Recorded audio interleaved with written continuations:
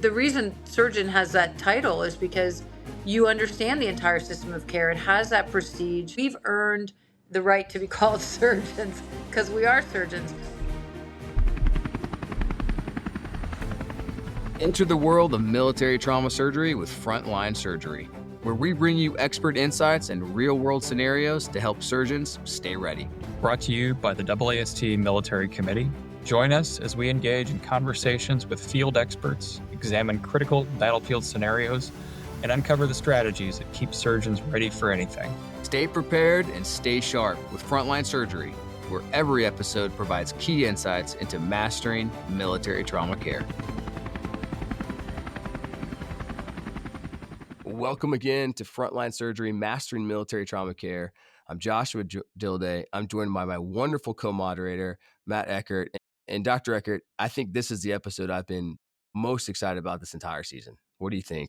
I agree. I think this is something that if you've been around military medicine for a while, this is the topic that probably keeps you awake and keeps you thinking about what you're doing with your life and the decisions you've made after your deployments and before your deployments. And so I think it's great that we've got Colonel Gurney here to talk through her comments today with us, and I know it's going to be insightful. Absolutely.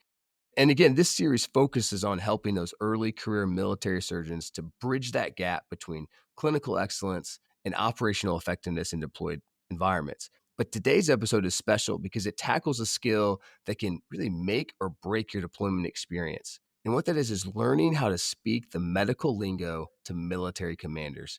And we are joined by repeat guest and an expert in this field, Colonel Jennifer Gurney. She's lived this experience. She does this experience. This is a passion of hers, and this should be a passion of all of ours. She's had multiple deployments advocating for joint trauma collaboration, integration on a global scale, and how to get this medical necessary language to where it really belongs, not siloed in academia, but to the front lines and with the decision makers on the military command elements. Colonel Gurney, thank you, one, for being a repeat guest, for being the episode on one that Dr. Eckert and I are most excited to record, and for joining us today. Yeah, thanks, Joshua. And thanks, Matt. It's so great to see you guys. But, you are really giving me way too much credit. It was like 6 deployments before I even realized that we had to communicate to commanders. So I mean, I didn't learn this until my last few deployments. So like, this is a skill, or not even a skill. It's a requirement that we don't even know we have, because my goodness, we trained for over a decade to become surgeons, right? We train for a long time. We're very focused on our job. We're very focused on our clinical experience, and it takes a while. And so if you're a young guy out there, know that you work for operational commanders. The military medicine does not have the same boss as civilian medicine. But we think, we're just focused on the clinical stuff. But this took me a long time to realize, and I'm still not sure that I have it figured out. But we have to be able to speak 2 languages. We have to speak medical, and we have to speak operational, because in the end, if they don't understand our value, if they don't understand our capabilities or lack of capabilities, then the people we work for, are assuming risk, either unnecessary risk, and we're putting our casualties and our patients' lives at risk. So anyway, I just, thank you for the awesome, really nice, exaggerated, very nice introduction. I wish I was anywhere like half as good as what you said. I've had to learn this through, and Matt, I'd be curious about your thing, because you were in you were in units where this was kind of emphasized much earlier than the conventional units that I've, deployed with, many times. And we don't learn this. Nobody tells us this. Like, hey guys, you got to be able to speak the language of commanders. And oh, by the way, if you think that they're going to speak to you in your language, forget about it. Like, they don't have time. They're too busy. Ultimately we work for them. And if we don't figure that out, and I've seen some brilliant physicians, talk about things, and you see them talk to a line commander, and the line commander looks at them like, who the heck is this? And what are they saying? They don't understand us. And so, we just have to recognize that's the space we're navigating.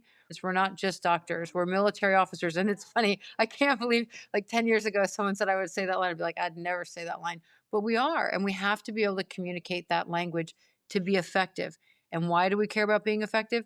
Because we want to save lives, because that's our job, and we want to return people to the fight, and we want to do really good jobs. Well, Dr. Gurney, we're going to frame the rest of our conversation around an clinical operational scenario.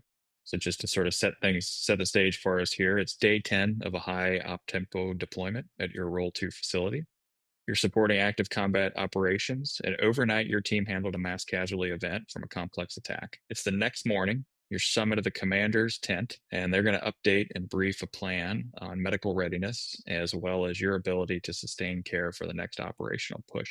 Your unit's resources are depleted. You've had significant medical concerns arise since then about the overall mission that they're planning, and you're the only surgeon. They're one of one, and surrounded by line officers and operational officers speaking their own language about troop movements and logistics and timelines. And you're feeling that sinking sensation of speaking truth to power. I mean, Colonel Gurney, in that moment, what are the key things you need to communicate to ensure that that commander understands what you want them to command? Medical capacity, the risks, the needs, without getting lost in the medical jargon that we spend every day discussing and is so innate into our vocabulary. Yeah. Well, the scenario you painted is like not a good scenario, but it is a realistic scenario. And I think for the future, that could be a realistic scenario. I just want to say one thing, that after the mass cal ended, after you looked at what your equipment was and mopped the ORs and checked your blood cooler and everything else, so you got to sit down with your team and do an AAR. Have to do it no matter how tired you are, no matter how much you don't want to do it. You've got to kind of talk about what went right, what went wrong, and what you need to do better. And it's also a chance to reset, and it's a chance to also check on your team. So that's one thing. So the next day, now you have at least an idea. You're going to talk to the commander, and that's hard. And man, we don't train to do that. And if we don't have experience doing that, I think it's one of those things. First, you've got to dig deep and be honest, and you have to talk. Now, commanders are really smart about the military, but they're not. They didn't train medical stuff. So you've got to talk at like a level that they'll understand, which means don't use medical jargon. Talk talk in terms of risk of what their units will incur if you don't have. Okay, I don't have blood, I can't operate on anybody, they will die without blood. Like, I actually think we're making some headway with the blood conversation. In that situation, I would write some stuff down. I would write down what I thought the risks were, and I would be honest. And you know what, you don't people don't want to be honest because we're afraid it makes us look bad.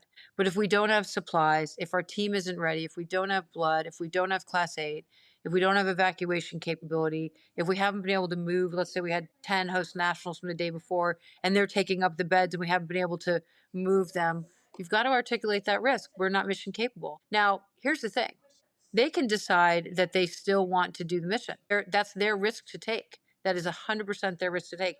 And you don't get to say yes or no.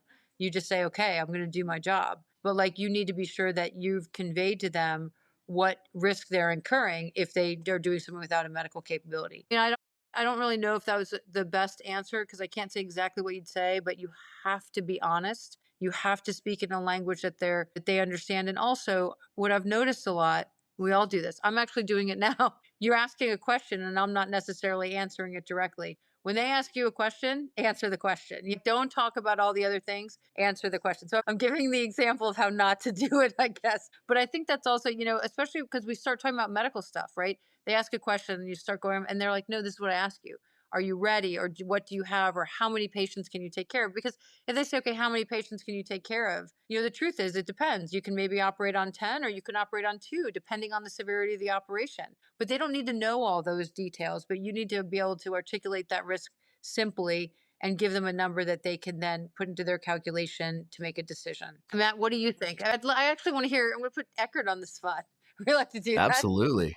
But Matt, what do you think? I mean, this is really hard, and I don't think we're necessarily good at. And oh, by the way, we don't train on this as medical providers, right? We get no training on this. Yeah, I think those points are all very salient. I think as you grow in experience and confidence, as you frame these conversations with operational planners and leaders, I think early on I had no idea what their considerations were, and I was just frustrated by their seeming lack of ability to listen to me. And I think it's there is an onus on us as physicians to learn their language for sure, to understand what their priorities are, and then understanding that the planners and the kind of staffers, they have a mission, and that mission is to make the mission successful. They're going to plan to success for whatever that is from their perspective.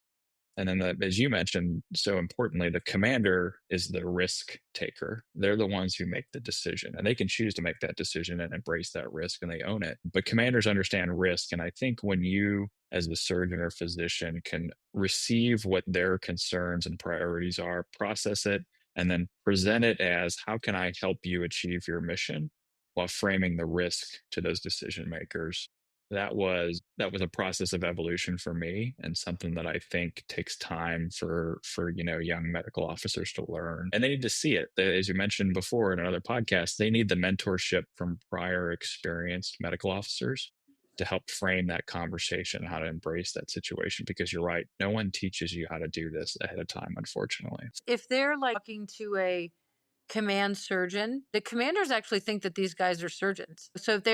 So command surgeons could be a physical therapist, a nurse, or a pediatrician, and the commanders think that they're surgeons. And so that's the other thing, is not being incredibly offensive when you say, look, the reason surgeon has that title is because you understand the entire system of care. It has that prestige, and we earned that, honestly. And I'm not saying that like we've earned the right to be called surgeons, because we are surgeons. But these command surgeons will go and many times say, yeah, we got this. Man, I've heard many of them say, we got this, we got this.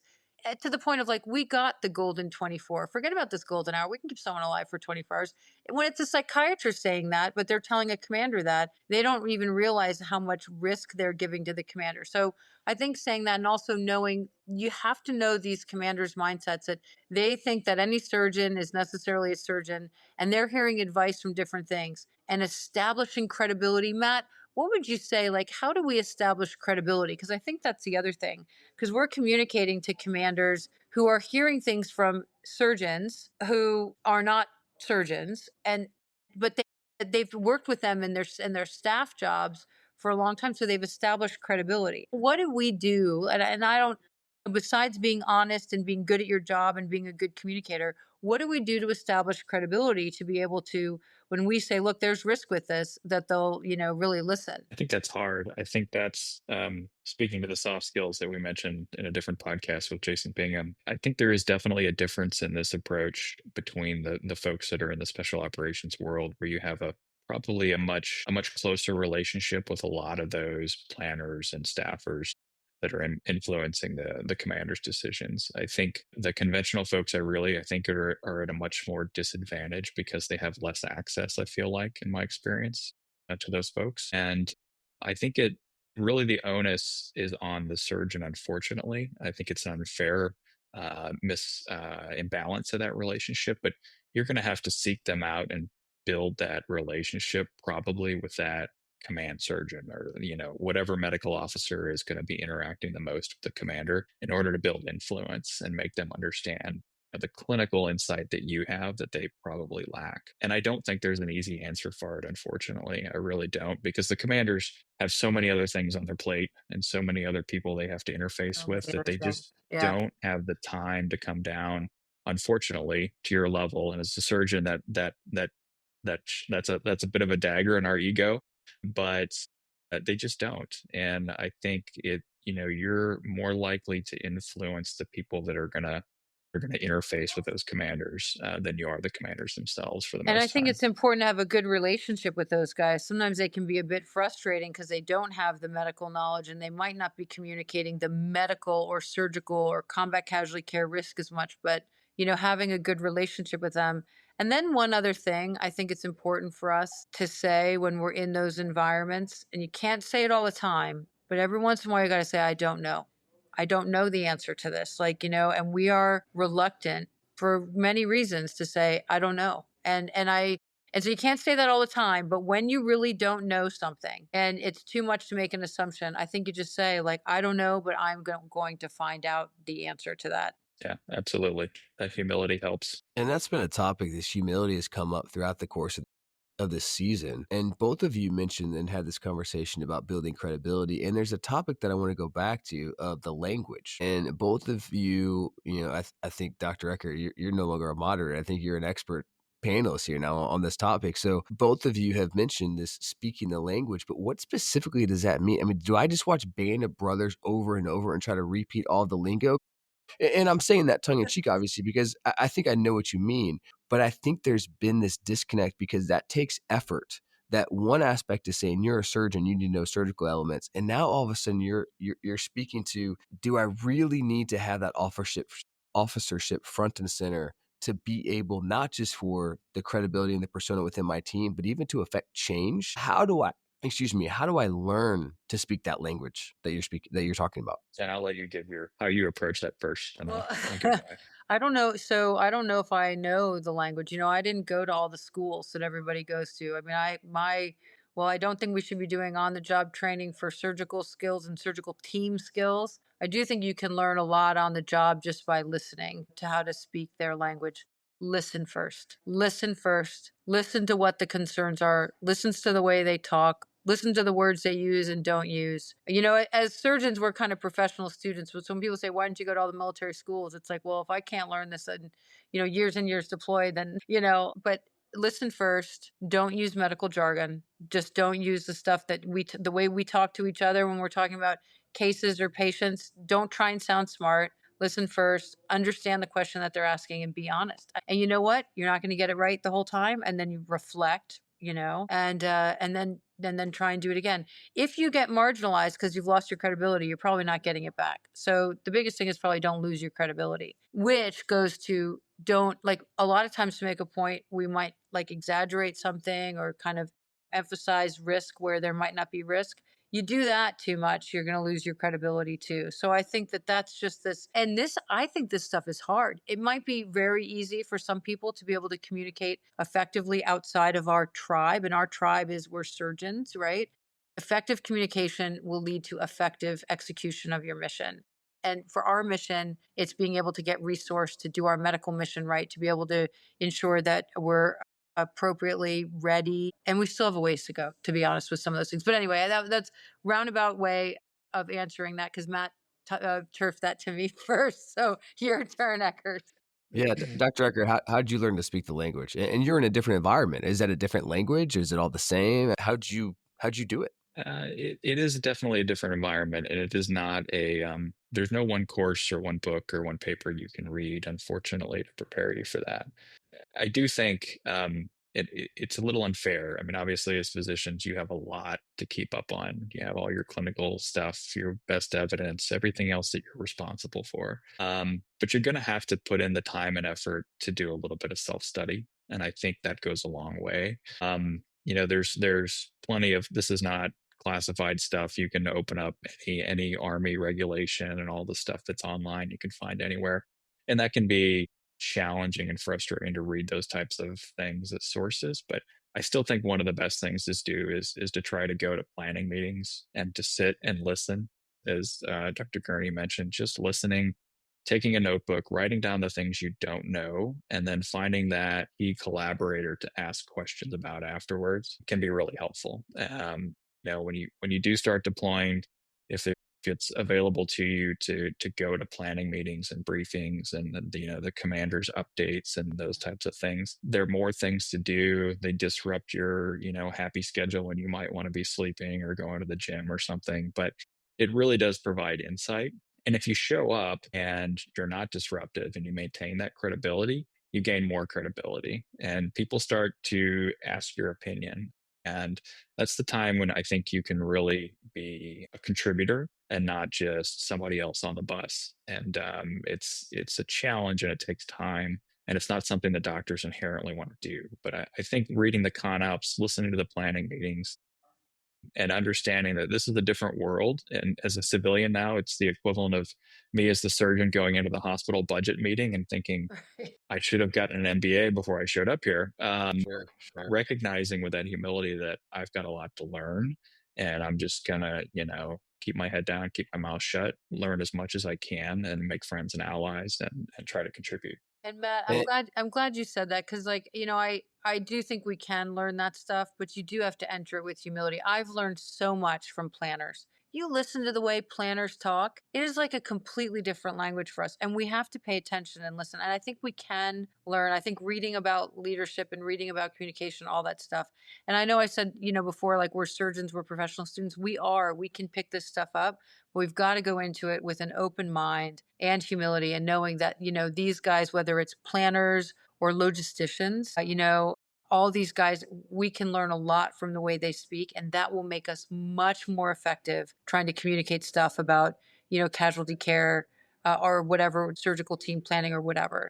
So, yeah, thanks for, emphasizing that. Yeah, and it seems like a topic both of you hit was proximity. You have to be there, whether credibility to learn by exposure. But Colonel Gurney, you mentioned that in the special operations community, being a part of those meetings before deployment may be really difficult. And yet this podcast is really designed for that early career surgeon before their first or second deployments. And you've already mentioned that it's going to be hard for them to get that relationship or proximity with leaders, or let alone their team, Super hard. before their boots on ground. Yeah, What do super they hard. do now? I don't know. What can I do to learn how to speak the language on my next deployment, or for those other listeners learning, Yeah. without being in the special operations community? Well, I mean, then I'd say, going to some of those military schools like, ILE or those things that probably you get exposure to that. I've never done that. But I'm assuming that you would get exposure, that you'd kind of meet when you enter. So for the first or second deployment, when you enter that, going to, like Matt said, the bubs, the cubs, the battle update briefs, the commander's update briefs, and just listening. And, you will realize very quickly that you're out of your element, and then you just assimilate that information, ask questions when not in the group afterwards, to try and like learn things, and you'll just continuously get better at it. We've got a lot to learn as surgeons, and we're constantly having to learn how to do our surgical job, and get better, especially when you first finish. You should be focused on everything being the best surgeon, the best clinician possible, trying to like understand the whole operational environment. It is an additional education. It took me years to understand the importance of it. And probably that's the difference between the conventional and special operations worlds too. Matt probably got much more immersed into that earlier, being part of the special operations community. And but going into it with an open mind, humility, and we can learn this. We can learn this, and I would say we have to learn this to be effective. And if we want to be, so we can be incredibly effective surgeons, and we can save lives in the operating room, and we can save lives with our team, and we can make our whole team better.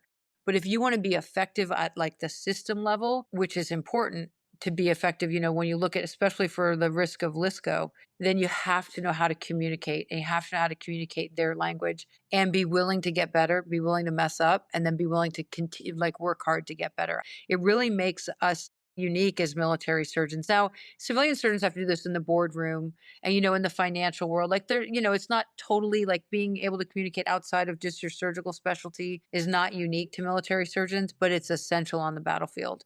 And I'm glad you guys are doing this. I hope we get some feedback from the podcast too, and, have a chance to learn more and relay messages that other people have learned about effective communication in these environments, because it's part of the whole picture to help us get better at saving lives. Well, it sounds like this is a necessity. It sounds like, I mean, if the hard skills can save a couple lives, this will save thousands. And you're hitting on the point that this is a necessity. We can learn it. We must learn it, especially in the changing geopolitical climate, what's coming down the line. So I think myself, as well as the listeners, will take this to heart and really focus on what it takes to speak this medical necessary knowledge to the point to where it matters the most, at the front line, at frontline surgery, which is exactly what this podcast is named after. So, Dr. Eckert, I can't think of a better way to end season 1 than this episode with Colonel Gurney. Yeah, I completely agree. And Jen, your insight is tremendously beneficial with your cumulative experience. There's nobody on active duty right now that has your experience, at the kind of enterprise and then the clinical level. That is unique. And as Josh said before, if we can't record these things and share them, then we're going to lose them, because Gurney can't stay on active duty forever. Thanks again for joining us. Thanks, Dr. Gurney, for joining us and sharing your time here on Frontline Surgery, Mastering Military Trauma Care. Communicating effectively with commanders isn't just about speaking clearly, it's about ensuring your surgical team can operate at peak readiness and that medical realities are factored into the fight to accomplish the mission and save lives. We hope today's episode helps you prepare, not just as a surgeon, but as a trusted advisor to the operational commanders and leadership. Until next time, stay sharp, stay ready. Thank you for tuning into this episode of Frontline Surgery. We hope today's discussion has provided valuable insights into military trauma care. Be sure to join us next time for more expert perspectives and battlefield-ready knowledge. Until then, stay ready.